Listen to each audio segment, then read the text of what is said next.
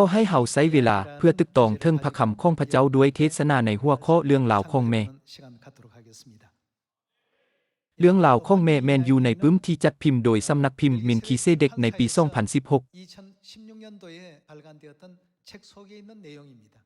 ข้าพเจ้าจะอ่านให้พวกทานฟังโดยย่อคำว่ายูโทเปียในนวนิยายเรื่องยูโทเปียของโทมัสมอร์หมายความว่าบ่มีสถานที่ใดในนวนิยายเรื่องเอราวอนของซามูเอลบัตเลอร์คำว่ายูโทเปียหมายความว่าดินแดนที่บ่มีอยู่จริงยูโทเปียหมายความว่ามันบ่มีอยู่จริงในบ่อนใดเลยอย่างใดก็ตามยูโทเปียบ่มีอยู่แท้ๆบ่ชีวิตของพวกเขาแม่นการเดินทางที่สั้นแต่ยาวไกลตลอดการเดินทางนั้นสามารถรู้สึกถึงสิ่งที่มีชีวิตในทุกภาคส่วนของการดำรงอยู่ของพวกเขาข้าพเจ้าคิดว่ายูโทเปียที่พวกเขาได้ซอกหามาโดยตลอดอาจจะบ่อยู่บ่อนอื่นแต่อยู่ในอ้อมกอดของแม่ผู้หญิงคนหนึ่งได้รับชื่อเอิ้นว่าแม่โดยการถือผ้าและการเกิดลูกขบวนการของการเป็นแม่แม่นประกอบด้วยความเจ็บปวดที่บ่มีสิ่งใดเปรียบเทียบได้ถึงอย่างนั้นแม่ก็ยังเว้าว่าแม้นแต่ความเจ็บปวดก็เป็นความสุขเป็นไปได้แนวใดที่แม้นแต่ความเจ็บปวดอย่างหุนแหงของการเกิดลูกได้ทึกถือว่าเป็นความสุขและพวกเขาสามารถหักลูกของตนผู้ที่นำเอาความเจ็บปวดที่ใหญ่หลวงที่สุดมาให้ได้แนวใดสิ่งมีชีวิตทั้งหมดในโลกนี้รวมทั้งพวกทานและข้าพเจ้าล้วนแต่ดำรงอยู่ด้วยความหักของแม่ผู้คนเว้าว่าพระเจ้าบ่สามารถอยู่ทุกแห่งหนใดดังนั้นพระองค์จึงได้ทรงสร้างแม่ขึ้นมานี้อาจจะหมายความว่าพระเจ้าทรงดำรงอยู่ในทุกแห่งหนในรูปแบบของแม่บ่พระประสงค์ทั้งหมดนี้สามารถพบได้ในเรื่องราวของพระคัมภีร์ตั้งแต่เริ่มต้นของการเนรมิตสร้างนี้แม่นบทสรุปของภาคส่วนที่เกี่ยวกับแม่ในตอนสุดท้ายของบทในปึ้มปฐมกาลชื่อของสิ่งที่มีชีวิตที่พระเจ้าได้ทรงสร้างจากกระดูกข้างของอาดามหลังจากที่พระเจ้าได้ทรงเฮ็ดให้เหล่านอนหลับสนิทแล้วแม่นยังมีบันทึกไว้ว่าพระองค์ทรงสร้างผู้หญิงคนหนึ่งชื่อเอวาก่อนที่ผู้หญิงจะกลายเป็นแม่พวกเขาล้วนแต่เป็นผู้หญิงทั้งสิ้นในขบวนการเปลี่ยนผ่านจากผู้หญิงไปเป็นแม่จำเป็นต้องมีการเกิดลูกเว้ากันว่าความเจ็บปวดที่ใหญ่หลวงที่สุดที่มนุษย์ได้ประสบแม่นความเจ็บปวดจากการเกิดลูกผู้เป็นแม่ปฏิบัติต่อลูกของตนด้วยความเมตตาและความรักเพียงใดหลังจากทนทุกข์ต่อความเจ็บปวดดังเช่นนั้นของการเกิดลูกจะมีภัยอีกนอกจากแม่ที่สามารถจัดการกับหน้าที่เช่นนั้นได้อย่างแท้จริงแม่เป็นเพียงสิ่งที่มีชีวิตเดียวที่สามารถหักอย่างสุดซึ้งต่อผู้ที่ได้เฮ็ดให้นางเจ็บปวดหลายที่สุดซึ่งมนุษย์สามารถประสบได้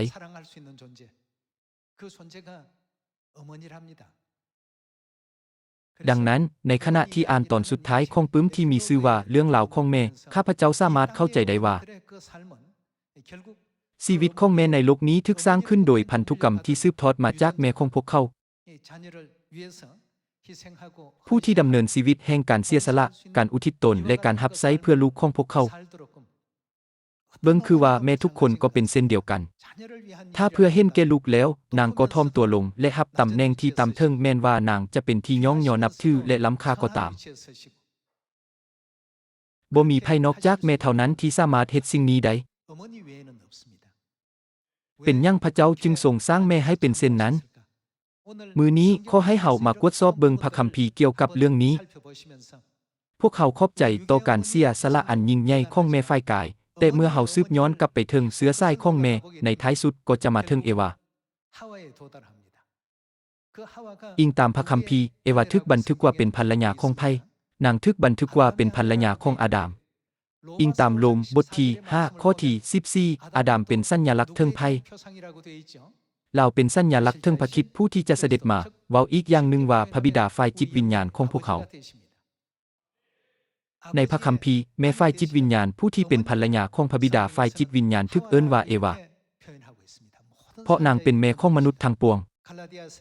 ในคาลาเตียมีกล่าวว่าแต่กรุงเยรูซาเล็มที่ถึงชั้นฟ้านั้นเป็นอิสระและนางก็เป็นแม่ของพวกเขา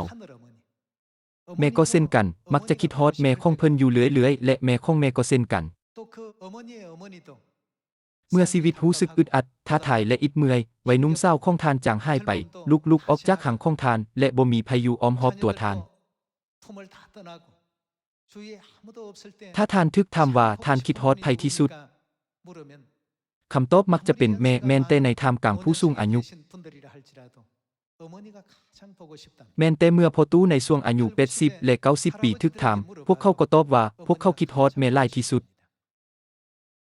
เมื่อผู้คนค้นคว้าว่าคำใดงดงามที่สุดในภาษาต่างๆในทั่วโลกคำว่าแม่ได้ถูกพบว่าเป็นคำเว้าที่งดงามที่สุดการมีแม่อยู่ในจิตใจของทุกคนนั้นบ่งบอกถึงการเสียสละและความรักของพระมารดาฝ่ายจิตวิญญาณและวิธีที่พระองค์ทรงนำพาบรรดาลูกอย่างเงียบๆไปในหนทางแห่งข่าวประเสริฐ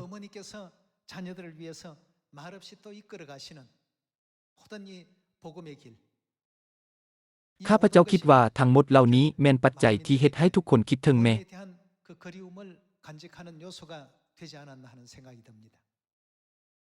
เพราะฉะนั้นในมื้อนี้ด้วยเทศนาในหัวข้อเรื่องราวของแม่ก่อนอื่นขอให้พวกเขาพิจารณาในคาลาเตียบทที่4ข้อที่28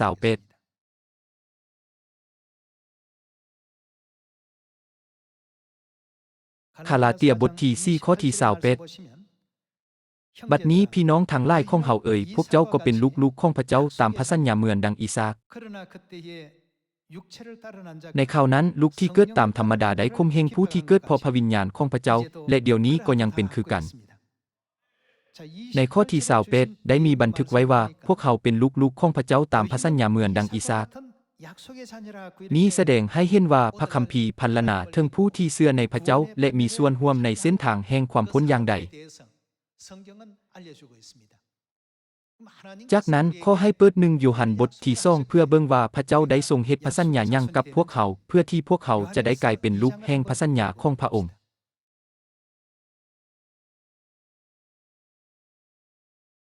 ขอให้เฮามาเบิ่งใน1โยฮันบทที่2ข้อที่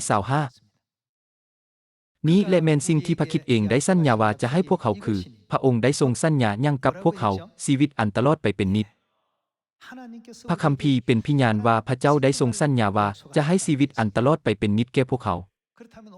หัวข้อเทศนาของมื้อนี้แม่นเรื่องราวของแม่พวกเขาสามารถแยกชีวิตออกจากแม่ได้บ่ถ้าปราศจากแม่ก็จะบ่มีชีวิตถ้าปราศจากแม่พวกเขาจะบ่สามารถเว้าย่างรับรู้หรือรู้สึกหยังใด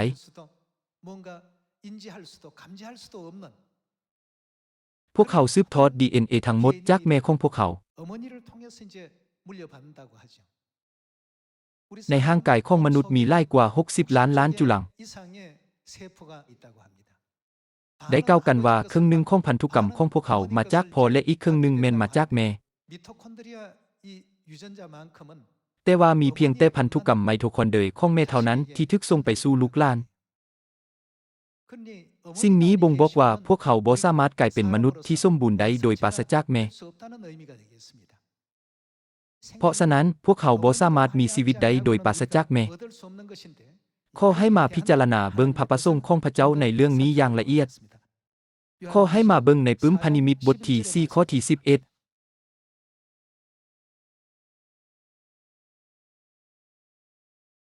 พนิมิตบทที่4ข้อที่11ข้าแต่พระผู้เป็นเจ้าพระเจ้าของข้าพระองค์ทั้งหลายพระองค์เป็นผู้สมควรที่จะได้รับคำสรรเสริญเกียรติศักดิ์ศรีและฤทธิ์อำนาจด้วยว่าพระองค์ได้สร้างสรรพสิ่งโดยพระประสงค์สรรพสิ่งเหล่านี้ก็ดำรงคงตัวและมีชีวิตอยู่ทุกสรรพสิ่งถูกสร้างขึ้นโดยพระเจ้าทุกสรรพสิ่งเกิดขึ้นมาโดยพระประสงค์ของพระโดยพระประสงค์ของพระผู้เป็นเจ้านั้นแม่นโดยพระประสงค์ของพระเจ้าถ้าเช่นนั้นพระเจ้าก็ทรงสามารถสร้างทุกสรรพสิ่งโดยผ่านพอใดเพื่อที่ชีวิตทั้งปวงจะสามารถเกิดมาโดยปราศจากแม่ใดบ่แม่นบ่แม่นแล้วพระองค์สามารถกระทำเช่นนั้นได้เพราะพระองค์ทรงเป็นพระเจ้าองค์ทรงฤทธิ์อำนาจยิ่งใหญ่อย่างใดก็ตามพระองค์บ่ได้ทรงกระทำเช่นนั้นแต่พระองค์ได้ทรงเฮ็ดให้ลูกทุกคนต้องเกิดมาจากแม่เท่านั้น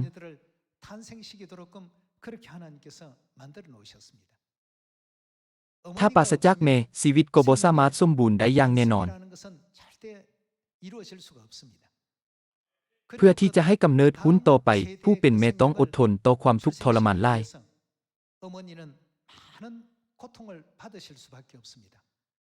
ดังนั้นจึงเว้าได้ว่าคำว่าแม่นั้นรวมเอาความหมายว่าความเจ็บปวดการเสียสละความทุกข์และความทรมาน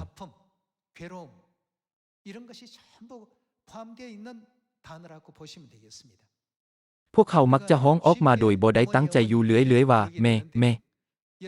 ท่านมีแม่ฝ่ายร่างกายที่ให้กำเนิดร่างกายของท่านและท่านยังมีแม่ฝ่ายจิตวิญญาณด้วย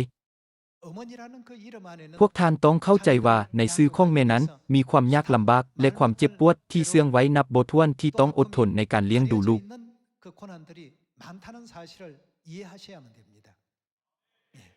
คำว่าแม่นั้นแน่นอนว่าบ่แม่นชื่อที่เกิดขึ้นมาลาในพระนิมิตบทที่4ได้มีกล่าวไว้ว่าทุกสรรพสิ่งได้ถูกสร้างขึ้นและมีชีวิตอยู่ตามพระประสงค์ของพระเจ้าภายใต้พระประสงค์ของพระเจ้าสิ่งที่มีชีวิตทั้งหมดในโลกนี้เกิดมาผ่านทางแม่บ่แม่นผ่านทางพ่อดังที่สิ่งที่มีชีวิตทั้งปวงได้สืบทอดชีวิตฝ่ายกายโดยผ่านแม่ฝ่ายกายชีวิตนิรันดร์ของวิญญาณของพวกเขาก็บ่สามารถสืบทอดได้โดยปราศจากแม่ฝ่ายจิตวิญญาณของพวกเขา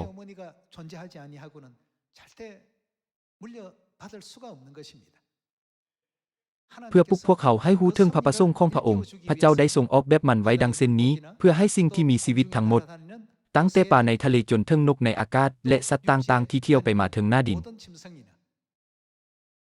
สืบทอดชีวิตโดยผ่านแม่ของพวกมัน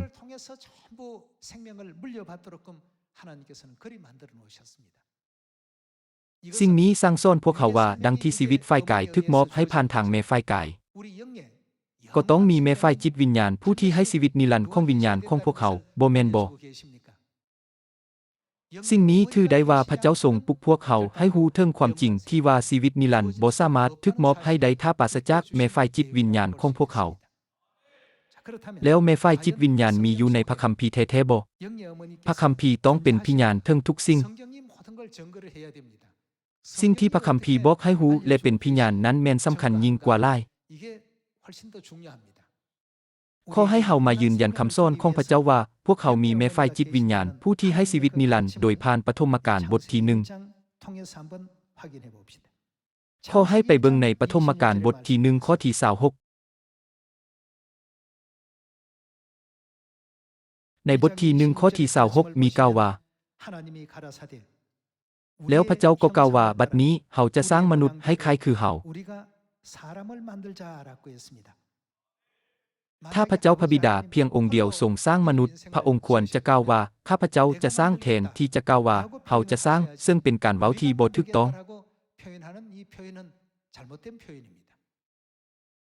พระคัมภีร์เป็นปึ้มที่สร้างสอนความจริงแก่พวกเขาถ้าพระเจ้าเพียงองค์เดียวทรงสร้างฟ้าสวรรค์แผ่นดินโลกและทุกสรรพสิ่งในนั้นคำเว้าที่ว่าเฮาจะสร้างควรจะปรากฏอยู่บนนี้บ่มันบ่ควรดังนั้นพวกเขาจึงสามารถยืนยันได้ว่าต้องมีพระเจ้าหลายกว่า1องค์ที่ได้สร้างมนุษย์ขอให้เฮามาซอกหาคำตอบของคำถามนี้โดยเปิดไปที่ข้อที่27ขอให้เฮามาเบิ่งข้อที่27ดังนั้นพระเจ้าจึงสร้างมนุษย์ให้คล้ายคือพระองค์พระองค์ได้ทรงเฮ็ดหยังสร้างเขาให้เป็นสายและหญิงแล้วพระเจ้าก็กล่าวว่าบัดนี้เฮาจะสร้างมนุษย์ให้คล้ายคือเฮาแล้วพระองค์ก็ได้ทรงสร้างทางสายและหญิงนั้นเฮ็ดให้พวกเขาเข้าใจว่ามีพระเจ้ารูปแบบผู้ชายและพระเจ้ารูปแบบผู้หญิงซึ่งถูกเอิ้นว่าพวกเขาบ่แม่นบ่นี้หมายความว่าบ่แม่นพระเจ้าองค์เดียวที่ได้ทรงสร้างมนุษย์ดนนานมาแล้วมนุษย์ศาสตร์ได้เอิ้นพระเจ้ารูปแบบผู้ชายว่าพระเจ้าพระบิดาแล้วพวกเขาควรจะเอิ้นพระเจ้าผู้ทรงมีรูปแบบผู้หญิงว่าแนวใดตามปกติแล้วพวกเขาควรเอิ้นพระองค์ว่าพระเจ้าพระมารดาเพราะพระองค์เป็นผู้ให้ชีวิตแก่พวกเขาดังนั้นพระเจ้าได้ทรงปลุกพวกเขาให้รู้ถึงความจริงที่ว่าดังที่มีพ่อและแม่อยู่ในโลกฝ่ายกายชั้นใดก็มีทั้งพระเจ้าพระบิดาและพระเจ้าพระมารดาอยู่ในโลกฝ่ายจิตวิญญาณชั้นนั้นนี้และแม่นสิ่งที่พระคริสต์เองได้สัญญาว่าจะให้พวกเขาคือชีวิตอันตลอดไปเป็นนิจอย่างใดก็ตามชีวิตนั้นแม่นมอบให้มนุษย์โดยผ่านแม่เท่านั้นมนุษย์ศาสตร์ได้เรียนรู้กฎเกณฑ์นี้มาตลอดหลายพันปีในขณะที่ดำรงชีวิตอยู่ในโลกฝ่ายกายบ่แม่นบ่แน่นอนว่าลูกบ่สามารถเกิดมาได้โดยปราศจากแม่และแม้แต่เด็กน้อยก็รู้จักความจริงนี้ดี เช่นเดียวกันเพื่อที่จะได้รับชีวิตฝ่ายจิตวิญญาณพวกเขาจะต้องมีแม่ฝ่ายจิตวิญญาณด้วยเนื่องจากพวกเขาเอิ้นพระเจ้ารูปแบบผู้ใส่ว่าพระเจ้าพระบิดาดังนั้นโดยธรรมชาติแล้วพวกเขาจึงควรเอิ้นพระเจ้ารูปแบบผู้หญิงว่าพระเจ้าพระมารดาเพราะฉะนั้นตั้งแต่ตอนเริ่มต้นแห่งการเนรมิตสร้างพระเจ้าพระบิดาและพระเจ้าพระมารดาได้ทรงเฮ็ดเวียกร่วมกันในการสร้างมนุษย์และยังได้ร่วมมือกันต่อต้านกับความยิ่งจองหองของมนุษย์ผู้ที่สร้างหอคอยบาบิโลน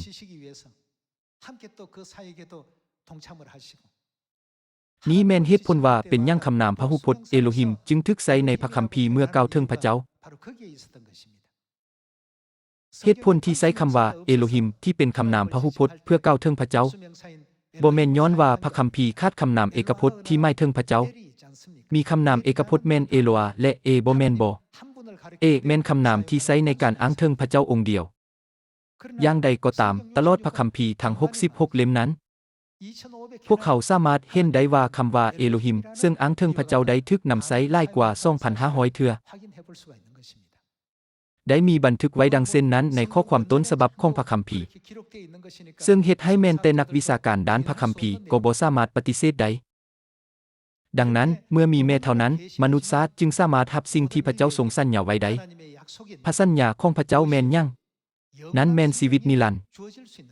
พวกเขาต้องกลายเป็นผู้ที่ได้รับพระสัญญานั้นคือชีวิตนิรันดร์อยู่ในโลกนี้เพื่อที่จะกลับคืนสู่บ้านเกิดแห่งสวรรค์ที่นิรันดร์แม่นบ่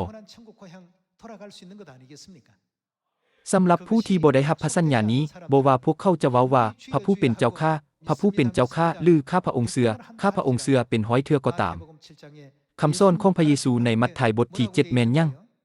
เฮาบ่เคยรู้จักพวกเจ้าถอยหนีไปจากเขาพวกเจ้าคนที่เฮ็ดการชั่วร้ายมีบันทึกไว้ดังเช่นนี้บ่แม่นบ่เพียงแต่เมื่อทางพระบิดาและพระมารดาทรงประทับอยู่เท่านั้นคริสตจักรนั้นจึงสามารถมีชีวิตนิรันดร์ได้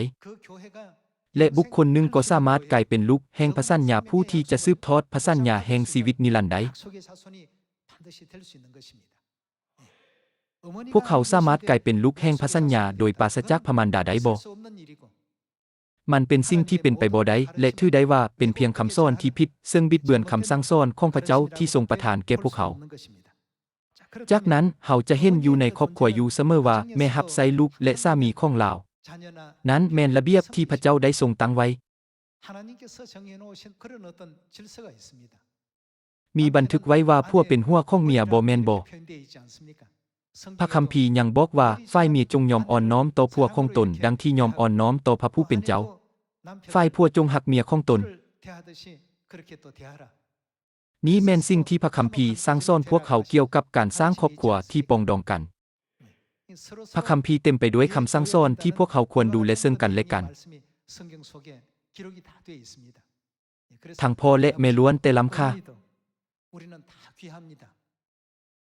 ในขณะที่แม่มีตำแหน่งสูงในครอบครัวแต่เพิ่นกลับถ่อมตัวลงถึงแม้นว่าเพิ่นเป็นนายแต่เพิ่นก็ดำเนินชีวิตคือกับว่าเพิ่นเป็นคนรับใช้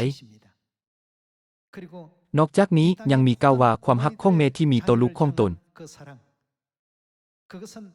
แม่นพันธุกรรมที่ถูกถ่ายทอดมาจากแม่ของแม่ของแม่และหุ้นก่อนหน้านั้นถ้าพวกเขาสืบย้อนกลับไปที่ต้นกำเนิดพวกเขาจะสิ้นสุดอยู่ที่ปฐมกาลบทที่3ข้อที่20ขอให้เบิ่งในปฐมกาลบทที่3ข้อที่20บทที่3ข้อที่20อาดัมใส่ชื่อให้เมียของตนว่าเอวาเพราะนางเป็นยังแม่ของมนุษย์ทั้งปวงคำว่าแม่ได้ปรากฏในทันทีนางเป็นแม่ของมนุษย์ทั้งปวง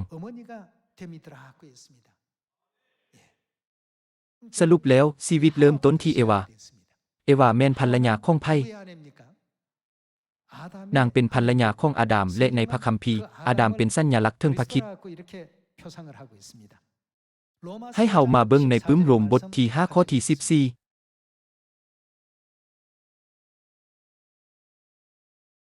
ในบทที่5ข้อที่14ได้บันทึกไว้ว่าแต่จากสมัยของอาดัมจนถึงสมัยของโมเสสความตายได้ครอบงำมนุษย์ชาติทุกคนแม้แต่ผู้ที่บ่ได้เฮ็ดบาปอย่างอาดัมเมื่อลาวบ่เชื่อฟังข้อคำสั่งของพระเจ้าอาดัมลาวเป็นภัยเป็นแบบเล็งถึงผู้ที่จะมาภายหลัง ไผแม่นผู้ที่จะมาภายหลังนั้นแม่นพระคริสต์แล้วไผต้องอยู่กับพระคริสต์อย่างแท้จริงเอว่าในฐานะภรรยาฝ่ายจิตวิญญาณจะต้องอยู่กับพระคริสต์อย่างแน่นอนด้วยเหตุนี้ในพระนิมิตบทที่22จึงมีพระวิญญาณและเจ้าเศร้าปรากฏขึ้นพระวิญญาณเป็นสัญลักษณ์เทิงพระเจ้าพระบิดาและเจ้าเศร้าหมายถึงภรรยาของพระองค์พระบิดาและภรรยาของพระองค์ในบริบทฝ่ายจิตวิญญาณแม่นพระเจ้าพระบิดาและพระเจ้าพระมารดานอกจากนั้นในพระนิมิตบทที่21ยังปรากฏมีลูกแก่พระเจ้าและภรรยาของลูกแก่พระเจ้าด้วยเนื้อในที่คล้ายคือกันทั้งหมดนี้ได้ถูกบันทึกไว้ในทั่วทั้งพระคัมภีร์ดังนั้นอาดัมจึงเป็นแบบเล็งเทิงพระคริสต์ผู้ที่จะมาภายหลังและพระคัมภีร์กล่าวอย่างใดเกี่ยวกับพระเจ้าพระมารดาผู้ทรงเป็นภรรยาของพระคริสต์นางเป็นแม่ของมนุษย์ทั้งปวงเว้าอีกอย่างหนึ่งว่าอาดัมเป็นสัญลักษณ์เทิงพระเจ้าด้วยลักษณะที่เป็นผู้ชายในขณะที่เอวาเป็นสัญลักษณ์เทิงพระเจ้าด้วยลักษณะที่เป็นผู้หญิงพระเจ้าได้ทรงเสด็จมาสู่โลกนี้เป็นเทื่อที่2เพื่อเอิ้นมนุษย์ทุกคนซึ่งเป็นลูกที่ฮักของพระองค์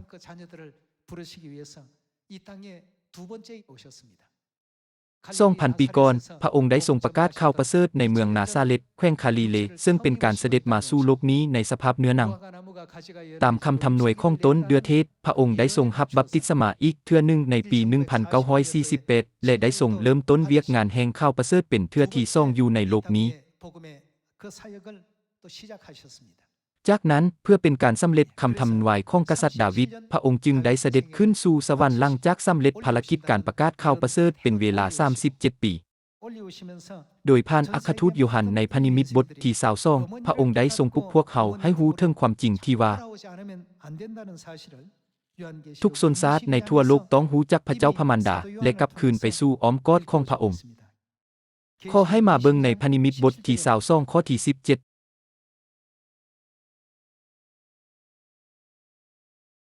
แล้วพระวิญญาณและเจ้าเศร้าก็กล่าวว่ามาเถาะเว้าอีกอย่างหนึ่งว่าพระบิดาและพระมารดาทรงกล่าวว่าพระองค์ทรงกล่าวยังพวกเขาควรกลับคืนไปหาไผพระองค์ทั้งสองทรงกำลังเอิ้นพวกเขาให้กลับคืนไปหาพระวิญญาณและเจ้าเศร้านี้หมายความว่ามนุษย์ชาติทั้งหมดสามารถบรรลุความสมบูรณ์แห่งความเชื่อได้เมื่อพวกเขาเข้าใจถึงพระมารดาเพียงแต่เมื่อพวกเขารู้จักพระบิดาและพระมารดาพวกเขาทุกคนจึงสามารถกลับคืนไปหาพระบิดาและพระมารดาได้แล้วพระวิญญาณและเจ้าเศร้าก็กล่าวว่ามาเถาะทุกๆคนที่ยินเรื่องนี้ก็ต้องเว้าคือกันว่ามาเถาะจงมาเถาะผู้ใดก็ตามที่หิวน้ำจงรับเอาน้ำแห่งชีวิตไปดื่มโดยบ่ต้องเสียค่า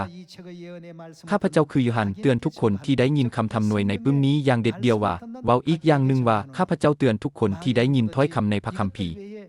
ถ้าผู้ใดผู้หนึ่งตื่มข้อความใดๆใส่ในปึ้มนี้พระเจ้าจะเอาภัยพิบัติที่บงไว้ในปึ้มนี้ตื่มเป็นการลงโทษใส่ผู้นั้นถ้าผู้ใดผู้หนึ่งตัดข้อความใดๆออกจากคำทำนวยในปึ้มนี้พระเจ้าจะตัดส่วนแบ่งผลจากต้นไม้แห่งชีวิตและแห่งนครศักดิ์สิทธิ์ของผู้นั้นซึ่งได้มีกล่าวไว้ในปึ้มนี้ถ้อยคำของพระวิญญาณและเจ้าเศร้าผู้ที่ทรงเอิ้นพวกเขาให้มานั้นบ่สามารถเปลี่ยนแปลงได้มนุษย์ชาติทั้งหมดต้องซอกหาพระบิดาและพระมารดาอยู่ในโลกนี้และกลับคืนมาสู่อ้อมกอดของพระมารดาบอนที่ความเชื่อที่แท้จริงได้เกิดขึ้นนั้นแม่นคำทำนายในปึ้มเอสายาบทที่60ที่ว่าเนื่องจากแสงแจ้งที่ส่องสว่างพวกลูกชายจะมาจากที่ห่างไกลพวกลูกสาวจะถูกอุ้มมาดังเด็กน้อยบ่แม่นบ่ขอให้มายืนยันเรื่องนี้ในปึ้มเอสายาบทที่60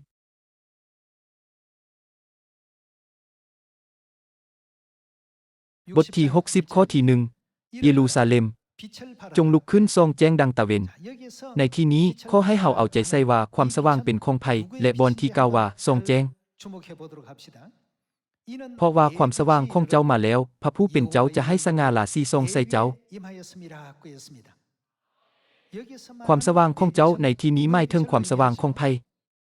หมายถึงความสว่างของเยรูซาเล็มขอให้เฮามาเบิ่งเหตุผลที่พระเจ้าทรงบอกให้พวกเขาส่องแจ้งในเยรูซาเล็มโดยเปิดไปในข้อที่2ขอให้มาเบิ่งข้อที่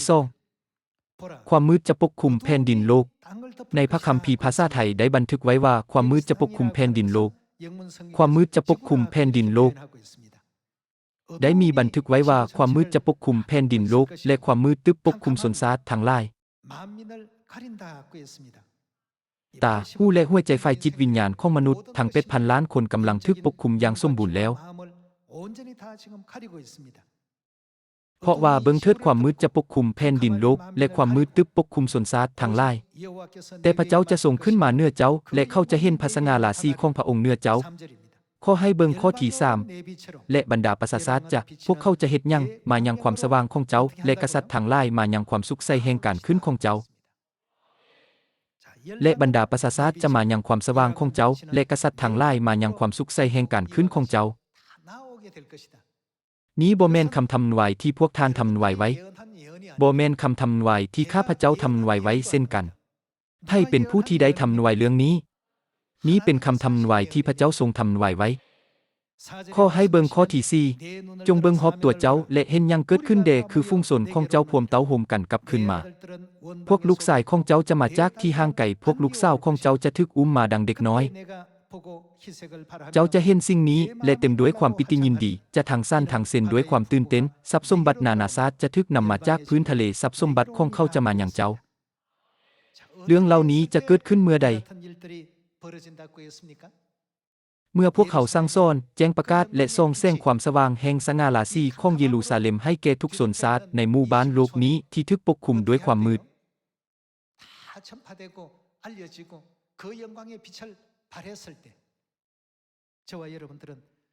ข้าพเจ้าเชื่อว่าต่อหน้าคำว่าพระมารดาพวกเขาที่เป็นลูกแห่งสวรรค์ควรจะได้รับการไถ่บาปและการฝ่าฝืนทั้งหมดที่พวกเขาได้กระทำอยู่ในสวรรค์และในโลกนี้แล้วกลับคืนไปสู่บ้านเมืองแห่งสวรรค์ที่นิรันดร์ของพวกเขา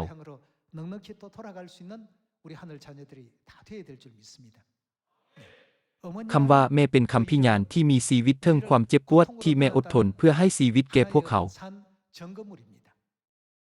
เมื่อลูกเกิดมาโดยผ่านความเจ็บปวดพวกเขาจึงสามารถได้รับชื่อว่าแม่ชื่อนั้นบ่สามารถได้รับมาอย่างง่ายดายอย่างสบายหรือด้วยความบ่ใส่ใจใดบ่แม่นบ่ฉะนั้นพระมารดาจึงพรรณนาเกี่ยวกับพวกเขาอยู่เสมอว่าพวกท่านเป็นทุกๆสิ่งในชีวิตของข้าพเจ้าและเป็นความกังวลเดียวของข้าพเจ้าพวกเขาก็ควรจะเว้าได้ว่าพระบิดาและพระมารดาเป็นทุกๆสิ่งในชีวิตของพวกเขาด้วยแนวความคิดนี้ขอให้พวกเขาเปิดเผยสง่าราศีของพระเจ้าไปทั่วสามาเรียและถึงที่สุดปลายแผ่นดินโลกและทรงต่อคำสั่งสอนของพระเจ้าขอวิงวอนอย่างจริงจังว่าพวกท่านและข้าพเจ้าจะกลายเป็นผู้ที่สามารถนำพาพี่น้องสายเศร้าแห่งซีโอนทุกคนกลับคืนมาสู่ความสว่างของพระมารดาข้าพเจ้าขอจบคำเทศนานี้ไว้ในเวลานี้ขอขอบใจ